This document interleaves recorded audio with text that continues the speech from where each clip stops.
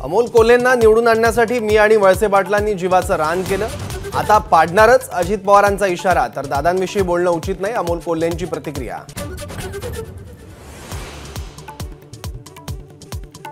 राष्ट्रवादी अजित पवार गट मेळाव्याच्या माध्यमातून मुंबईत शक्ती प्रदर्शन करणार। 7 जानेवारीला राष्ट्रवादीचा तर 12 जानेवारीला महिला राष्ट्रवादीचा मेळावा।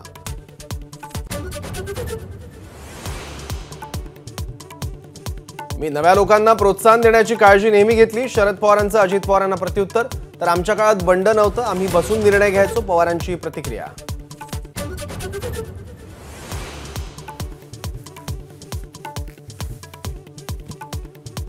दोन 2024च्या लोकसभा निवडणुकीत महायुतीला मोठा फटका बसणार। सी वोटरचा सर्व्हे। सी वोटरच्या ओपिनियन पोलनुसार महाराष्ट्रात महायुतीला 19 ते 21 तर मवियाला 26 ते 28 जागांचा अंदाज। लोकसभा निवडणुकीत मविया किमान 35 ते 40 जागा जिंकेल। एबीपी आणि सी वोटर्सच्या सर्व्हेवर संजय राऊतांचा दावा, तर बेईमानी झाली नाही तर सर्व्हे खरा ठरेल, वडेट्टीवारांची प्रतिक्रिया। प्रकाश आंबेडकरांनी उद्या वंचित बहुजन आघाडीच्या राज्य कमिटीची बोलावली बैठक। लोकसभेच्या पार्श्वभूमीवर 30 जागांवर निर्णयाची शक्यता।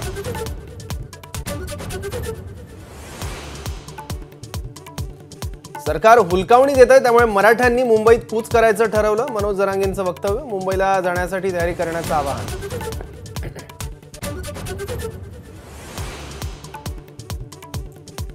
रामलला ही तुमची खासगी प्रॉपर्टी आहे का? मीरा भाईंदरमधल्या कार्यक्रमात उद्धव ठाकरेंचा भाजपला सवाल, तर उत्तर भारतीय आणि मराठी माणसाचं नातं दूध साखरेप्रमाणे, ठाकरेंचं वक्तव्य।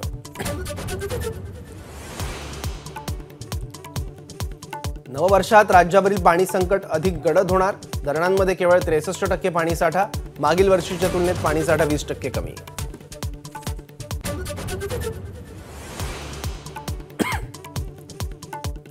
गेल्या वर्षीच्या तुलनेत राज्यात पाण्याची परिस्थिती बिकट। पिण्यासाठी पाणी ठेवा, मग शेतीसाठी द्या, उपमुख्यमंत्री अजित पवारांच्या सूचना।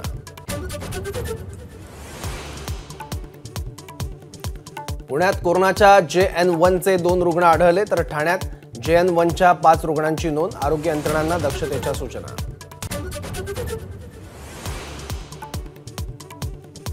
माजी पंतप्रधान आणि भारतरत्न अटल बिहारी वाजपेयी यांची आज जयंती। दिल्लीत अटल समाधीवर पंतप्रधान मोदींसह दिग्गज नेत्यांकडून वाजपेयींना आदरांजली।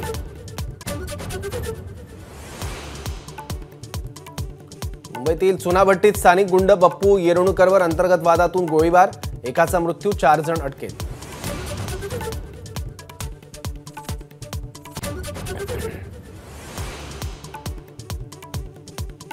देशभरात नाताळची धूम। चर्चमध्ये प्रार्थनेसाठी ख्रिस्ती बांधवांची गर्दी, सेलिब्रेशनचा उत्साह।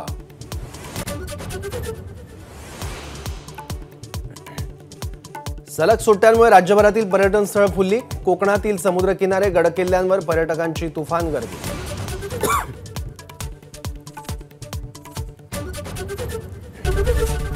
एबीपी माझा, उघडा डोळे बघा नीट।